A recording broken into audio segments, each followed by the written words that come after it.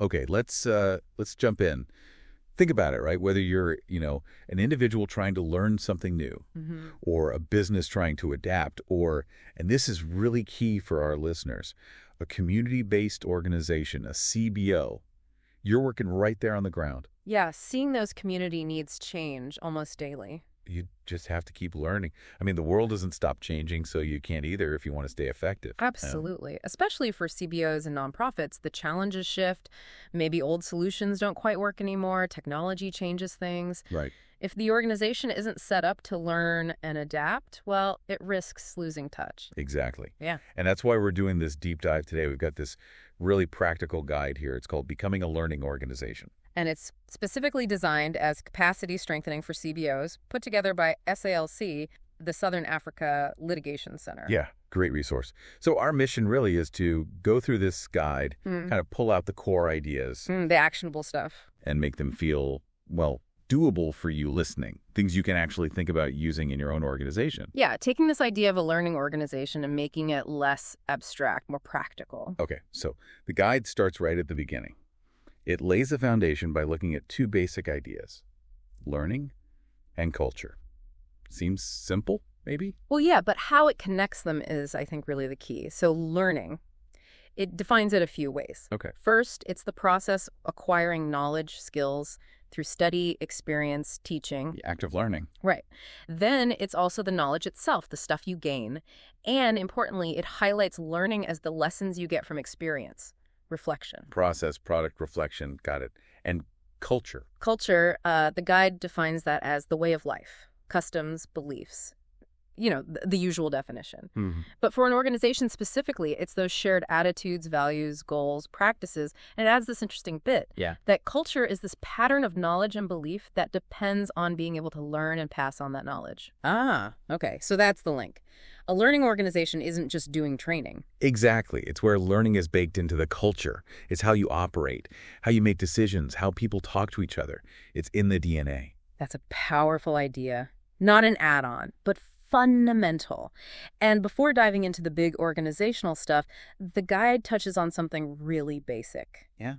How people actually learn. Yeah, this is super practical. It points out that everyone on your team probably learns a bit differently. And knowing that helps everyone work together better. Right. Are you sharing info or designing training in ways that actually land with everyone? The guide keeps it simple, highlights 3 common styles. Okay, what are they? First, you've got your visual learners. They need to see it. Pictures, diagrams, charts, watching a demo. Seeing is believing for them. Pretty much. If they can visualize it, it clicks. Then, auditory learners. Ears on. Exactly. They learn best by listening. Spoken words, discussions, maybe recordings, a good explanation, a conversation. That's what works. Makes sense. And the third, kinesthetic learners. These are the doers. They need to be hands-on. Physical activity, touching, feeling, trying it out themselves. Learn by doing, literally. Yeah, getting stuck in. They need to practice it, not just see it or hear about it. Okay, understanding those different styles. That's really useful for a CBO, isn't it? Like if you're rolling out new software or something. Totally. Your visual person needs the demo, the auditory needs the talk through, and the kinesthetic needs to actually click around and try it. So your training becomes more inclusive, more effective. Exactly. Hits more people the right way. Okay, that makes a lot of sense. So understand learning, understand culture, understand how your people learn. Then what? What does a learning organization actually do? What are these characteristics the guide talks about? Right. These are like the building blocks. And the very first one goes right back to what we just discussed. Create a learning culture. Okay, what does that mean day to day? It's about actively, encouraging and promoting learning and growth, making it a value. And leadership is crucial here. Leaders have to walk the talk. They really do. They need to talk about why learning matters, empower their staff, volunteers, members. Empowerment. Yeah. How so? Like, what does that look like? Well, a big part is creating an environment where it's okay to take risks. That safe space idea. Yes. Because learning often involves trying things that might not work out perfectly the first time. So learning from failures is huge. Shifting from blame to learning. Precisely. Frame failure as an opportunity. And also, the guide says, reward people who seek out knowledge and share it. Don't let learning efforts go unnoticed. Imagine that meeting. Someone says, this project failed, and the response is, okay, what did we learn? Not, whose fault was it? That's the culture shift. Huge difference. So characteristic 2. Lay it on us. Promote open communication. Again, sounds simple, but it means creating that safe environment for sharing ideas, best practices, lessons learned, all of it. Safety again. People clam up if they're scared of being judged. You got it. And the guide mentions practical channels for this. Like what? Things like effective reporting, not just box ticking, but sharing insights. Good data analysis, monitoring your impact, evaluating honestly. So systems matter too. Definitely. Having tools, maybe a shared drive, regular check-ins, ways for information to actually flow easily and be accessible, keeps lessons from getting lost. Right. Avoids knowledge silos. Makes sense. Okay, number 3. Encourage continuous learning. This is about actively providing resources and opportunities, not just a one-off thing. More than just the annual training day. Much more. The guide lists examples, internships, training programs, sure, but also webinars, workshops, conferences, online courses. Lots of options. And it also includes supporting access to materials, maybe a subscription, a small library, even just carving out a little time for people to explore relevant stuff online. Making learning a normal part of the work week. Permission to learn. Exactly. It's valued. Okay, number 4. Embrace innovation.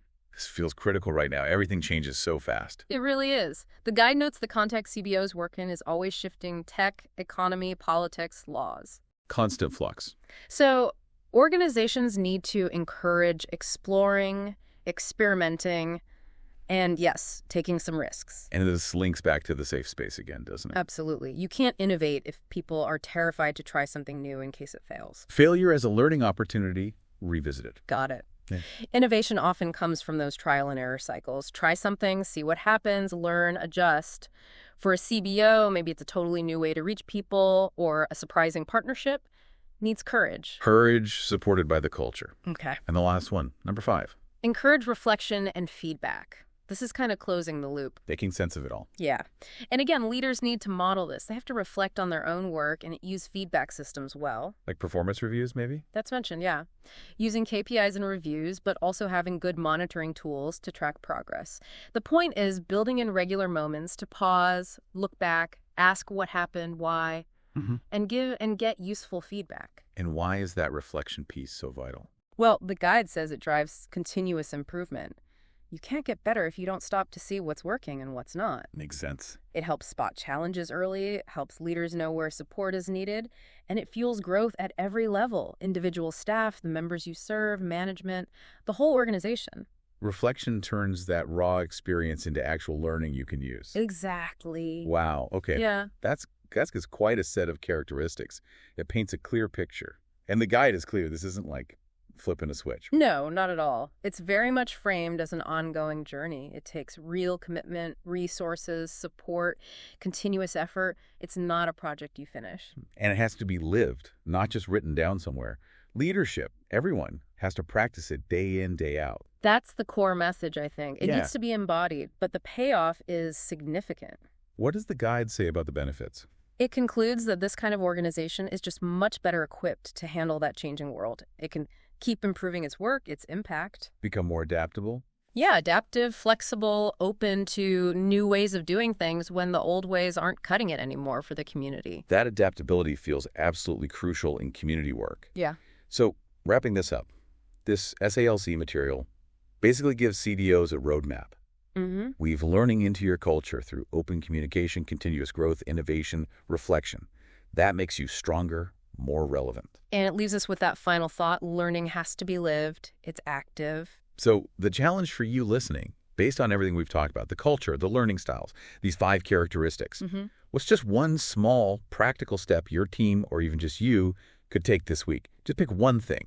Maybe it's sharing one lesson learned in a meeting. Or asking someone how they prefer to get information. Tiny thing. Exactly. How could that one small step start to shift the needle, start to build that learning muscle in your organization? Yeah. Something to chew on.